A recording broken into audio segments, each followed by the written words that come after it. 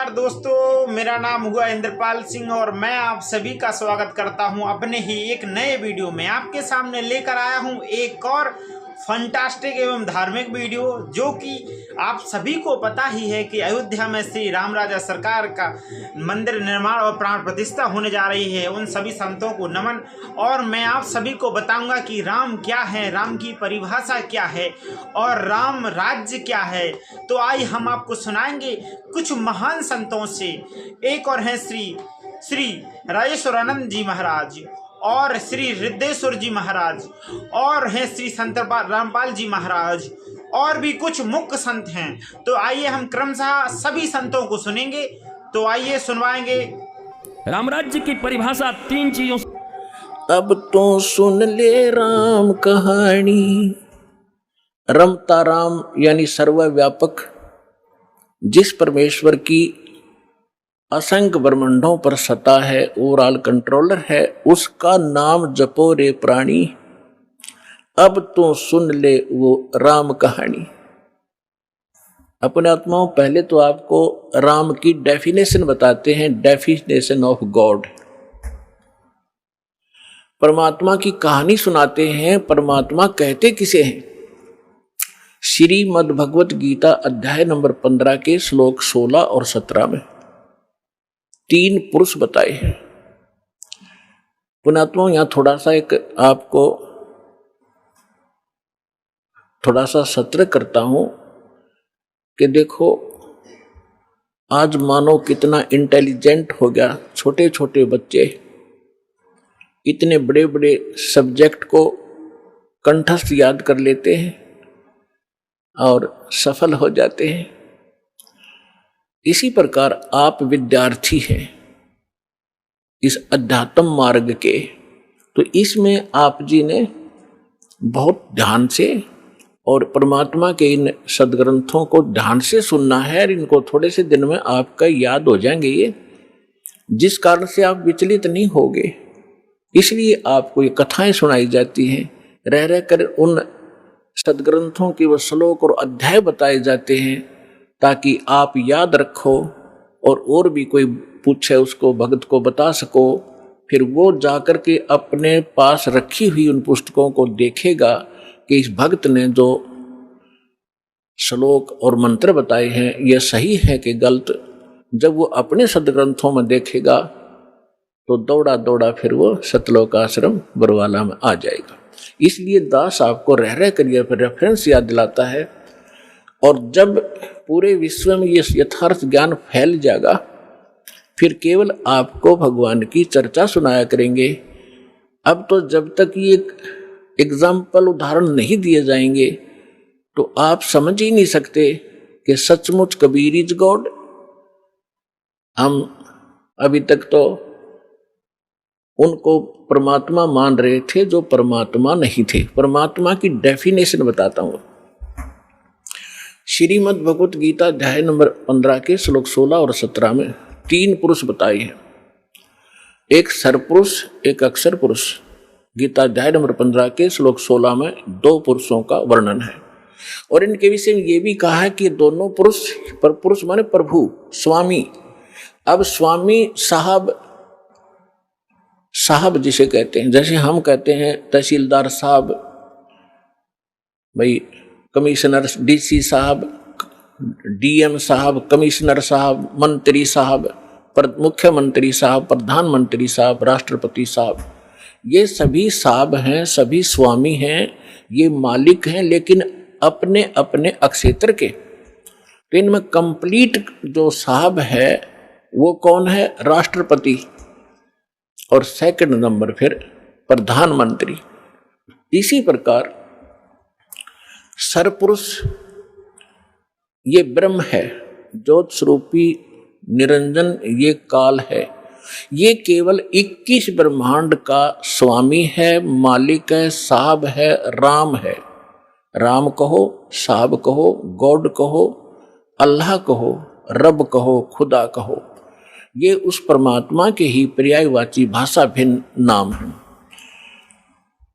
तो ये इन दोनों के विषय में कहा 15वें अध्याय के 16वें श्लोक में श्रीमद् भगवत गीता में कि सरपुरुष और अक्षर पुरुष इस पृथ्वी वाले लोक में ये दो पुरुष हैं, और इनके अंतर्गत जितने प्राणी आते हैं 21 ब्रह्मांड तो हैं ब्रह्म के, और 7 शंख ब्रह्मांड, नील पद्म शंख, ये काउंटिंग है गणित रीति से। 7 शंख ब्रह्मांड का स्वामी है अक्षर पुरुष। वैसे अक्षर का अर्थ होता है अविनाशी, लेकिन ये अविनाशी नहीं है, ये चिरस्थायी है, और इसलिए इसको भी अविनाशी कहा गया है। ये वास्तव में अविनाशी नहीं है, क्योंकि इससे अगले मंत्र में 17वें मंत्र में गीता जी में वो स्पष्ट हो जाता है। इसमें क्या बताया कि सरपुरुष और अक्षर पुरुष तथा इनके अंतर्गत जितने प्राणी शरीरधारी हैं ये सभी नाशवान हैं, इंक्लूडिंग सरपुरुष और अक्षर पुरुष। फिर बताया है लेकिन जीवात्मा किसी की नहीं मरती। फिर 17वें श्लोक में गीता अध्याय नंबर 15 के श्लोक 17 में कहा है कि उत्तम पुरुष है तू अन्य, उत्तम पुरुष है तू अन्य। उत्तम माने श्रेष्ठ, पुरुष माने परमात्मा। वो श्रेष्ठ परमात्मा तो इन ऊपर वालों से कोई भिन्न है, और परमात्मा इति उदाहरते, जिसको परमात्मा कहा जाता है, जिसको परमात्मा कहा जाता है उस परमात्मा, वैसे परमात्मा शब्द श्रेष्ठ आत्मा को कहते हैं। तो परमात्मा वो है जो केवल सुख देता है, दुख नहीं देता। बाकी हम अन्य को भी परमात्मा मान बैठे, जैसे सरपुरुष काल को भी हम परमात्मा कहा करते, ब्रह्म को। ये परमात्मा नहीं है। जिस लोक में आप रह रहे हो ये लोक परमात्मा का नहीं हो सकता। किसी का बेटा मर गया, किसी की बेटी मर गई, किसी की कैंसर होगी, किसी की टांग कट गई, किसी के हाथ कट गए, कोई अन्य रोग से पीड़ित है, हाहाकार मचा हुआ है, एक्सीडेंट में मर जाते हैं, फ्लड आ जाती है, अक्षेत्र का क्षेत्र तबाह हो जाता। ये परमात्मा का लोक नहीं हो सकता। और अक्षर पुरुष के लोक में भी यही स्थिति है। वहां भी जन्म और मृत्यु, इसी प्रकार के रोग कष्ट दुख सभी विद्यमान है। केवल एक सतलोक है, परम अक्षर ब्रह्म, उस उत्तम पुरुष का वो स्थान सतलोक है, जहां दुख नाम की वस्तु नहीं, वहां जन्म, वहां मृत्यु नहीं, वृद्ध अवस्था नहीं, और किसी चीज का अभाव नहीं। वहां कोई काम नहीं करना पड़ता आपको, कोई टेंशन नहीं, क्योंकि भरा भंडार भगवान का। अब जैसे ये सतलोक आश्रम वाला, ये मिनी सतलोक समझ लेना, उसकी रिहर्सल है, उसका एक सैंपल समझो। ये जैसे आप जी यहाँ आते हो, यहाँ आपको कोई टेंशन नहीं, खाने की, रुकने की, नहाने और धोने की, और सारा दिन आप तो 1 हफ्ता रुकते हो, 4 दिन रुकते हो, 10 दिन रुकते हो, बना बना भोजन मिलता है, बिछे बिछाए मैट मिलते हैं, ऊपर पंखे चल रहे होते हैं, नहाओ धो, भगवान का भजन करो, चाहे 10 दिन रुको, आपको कोई टेंशन ही नहीं। और ये सतलोक के अंदर ये सुविधा उपलब्ध है। ये काल का लोक है, यहाँ भी हम इतनी सुविधा नहीं उपलब्ध करा सकते परमात्मा के बच्चों को। फिर भी हमारा जितना सामर्थ्य है कोशिश खूब करते हैं, क्योंकि सतलोक आश्रम वाला में आम आत्मा नहीं आ सकती, परमात्मा की विशेष लाडली आत्मा ही पहुंच पाती है। भले ही वो दुखी है चाहे सुखी है, फिर यहाँ सुखी करेगा उनको। इसलिए हम संभव कोशिश करते हैं इनको कोई कष्ट ना हो। हम तो दास हैं उस परम पिता के, और आप उस भगवान के समर्थ के बच्चे, आपके लिए हम फिर भी संभव कोशिश करते हैं जितनी हमारा सामर्थ्य है कि किसी प्रकार का इनको कोई कष्ट ना हो। तो कहने का तात्पर्य है कि जितना समय आप यहाँ बिताओगे, ये आपका समय और ही तरह का होता है। यहाँ से जाते ही आप देखना, आश्रम से निकलते ही आपको कितनी टेंशन घेर लेती है, वो करना है, वो करना है, वहाँ जाना, उससे लेना, उससे देना, उसने ऐसे कर दिया। तो हम जब से सतलोक से निकले, हमारे साथ या बीमारी उसी समय से लगी हुई है। अब हमने वही जाना है जहाँ कोई अभाव नहीं, वहाँ फलदार सदाबहार वृक्ष हैं, सदाबहार मेवे हैं। जैसे जंगल में आपने देखा होगा शामक खड़ा रहता है, पहले पुराने समय में तो बहुत ज़्यादा फलदार वृक्ष होते थे। कहीं पर कुछ लग रहा है, कहीं पर कुछ फल लगे हुए हैं, खाओ तोड़ो खाओ बैठ के ठाट से। तो वहाँ सतलोक के अंदर आपको कोई काम नहीं है और सब चीज उपलब्ध है। तो कहने का भाव यह है कि वो सतलोक है उस परम पिता परमात्मा का और वो भगवान परमात्मा है। अब यहां बताया है रमता राम जपोरे प्राणी, अब तो सुन ले राम कहानी। अब हम राम शब्द से कहां हम अपने दिमाग की सुई ले जाते थे। श्री रामचंद्र जी सन ऑफ राजा दशरथ, अयोध्या का राजा। हम जब राम शब्द हमारे हृदय में आता था, हमारे धर्म गुरुओं ने हमें ऐसा गलत फीड कर दिया था कि राम नाम आते ही वो धनुष बाण लिए हुए श्री रामचंद्र दिखाई देते थे। देखो अब राम समझना हमने राम की डेफिनेशन समझनी है। अभी आपको बताया था कि जैसे तहसीलदार भी साहब है, कमिश्नर भी साहब है, ये सभी साहब हैं। मंत्री, मुख्यमंत्री, प्रधानमंत्री, राष्ट्रपति सारे साहब हैं, लेकिन ये अपने अपने सत्र के साहब हैं। और इनमें जो समर्थ साहब है वो राष्ट्रपति प्रधानमंत्री जी हैं। इसी प्रकार रामचंद्र जी ये श्री विष्णु समझो, सतोगुण विष्णु। और विष्णु जी की कितने राम हैं, कितने मालिक हैं, कितने पुरुष हैं, कितने प्रभु हैं, कितने देव हैं, ये केवल एक सतोगुण प्रधान परमात्मा, सतोगुण प्रधान भगवान राम है ये। और केवल एक ब्रह्मांड के अंदर 3 लोकों के ऊपर इस विभाग के मंत्री हैं। ये सतोगुण विभाग के मिनिस्टर हैं, पृथ्वी लोक पर, स्वर्ग लोक पर और नीचे पाताल लोक पर। केवल 3 लोकों पर अपने इस विभाग के ये स्वामी हैं, राम हैं। ब्रह्मा जी रजोगुण विभाग के मंत्री हैं, मिनिस्टर हैं, और ये भी इन्हीं 3 लोकों के ऊपर स्वामी हैं, राम हैं, मालिक हैं, पुरुष हैं, प्रभु हैं। और शंकर भगवान तमोगुण विभाग के मिनिस्टर हैं। इसी प्रकार इन 3 लोकों पर इनके जो पिता हैं सरपुरुष ब्रह्म ज्योत स्वरूपी निरंजन, ये इसके 21 ब्रह्मांड हैं। एक ब्रह्मांड समझो एक प्रांत है,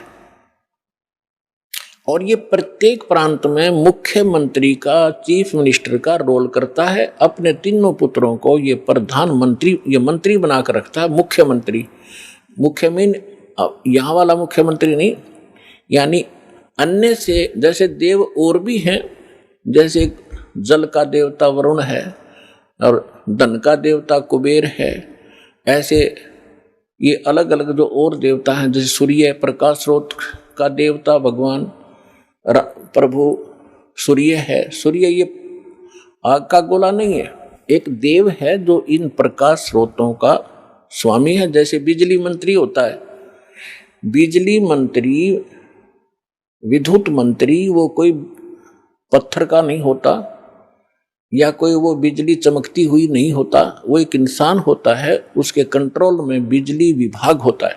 इसी प्रकार सूर्य देव ये नहीं है जो सूर्य चमक रहा है, इनके ऊपर कंट्रोलर है सभी सूर्यों पर। इस ब्रह्मांड के अंदर भी कई सूर्य हैं, एक नहीं। और ऐसे ऐसे बहुत से और भी प्रकाश स्रोत हैं चंद्रमा की तरह, तो उन सब का कंट्रोलर वो है। ऐसे तो कहने का भाव ये है कि ये केवल 21 ब्रह्मांड का स्वामी है सरपुरुष, और अक्षर पुरुष 21 ब्रह्मांड, 7 संग ब्रह्मांड का राम है, 7 संग ब्रह्मांड का स्वामी है, मालिक है। और परम अक्षर ब्रह्म, पूर्ण परमात्मा, उत्तम पुरुष है तू अन्य, वो कबीर देव जो है परम अक्षर ब्रह्म, वो असंख्य ब्रह्मांड का राम है, मालिक है, स्वामी है। तो अब क्या बताते हैं, रमता राम जपो रे प्राणी, अब तो सुन ले राम कहानी। जो श्रद्धा तर्क से विपरीत है वो श्रद्धा मिट्टी के ढेले के समान है। छोटे बच्चा हमारे यहाँ घर में संस्कार होते हुए देखता है, पंडित जी एक पीली मिट्टी का ढेला मंगाते हैं, उसके ऊपर एक कलावा बांधते हैं और कहते हैं इसमें गणेश जी की स्थापना हो गई। ये हमारी धारणाओं में है कि हमने कण कण में ईश्वर की व्याप्ति मानी है, लेकिन इसको अगर सिद्ध नहीं करा तो वो बच्चा आपको समझेगा नहीं। जैसे कल मैंने थ्योरी ऑफ इवोल्यूशन बताई थी डार्विन की, कि जो यूरोप सिखा रहा है 200 साल पहले, वो हम कब से सिखा रहे हैं। तो बाली ने अपने छोटे भाई की पत्नी का हरण कर लिया, इस पर राम ने उसे तीर मार दिया छुपकर, और लंका। तो दोस्तों, आपने सुना सभी महान लोगों को। आपको किसकी बात अच्छी लगी? और हमारे प्रभु श्री रामचंद्र जिनका मंदिर स्थापना इतने भव्य तरीके से होने जा रही है, हो भी रही है, अभी चल ही रही है। तो दोस्तों, आप सभी बताइए कि आपको राम मंदिर निर्माण हुआ है, मंदिर का आप सभी को मंदिर निर्माण हुआ और भगवान श्री राम उसमें विराजे, कैसा लगा? आप कमेंट में जरूर बताइए। दोस्तों, मिलते हैं नेक्स्ट वीडियो में। जय हिंद, जय भारत।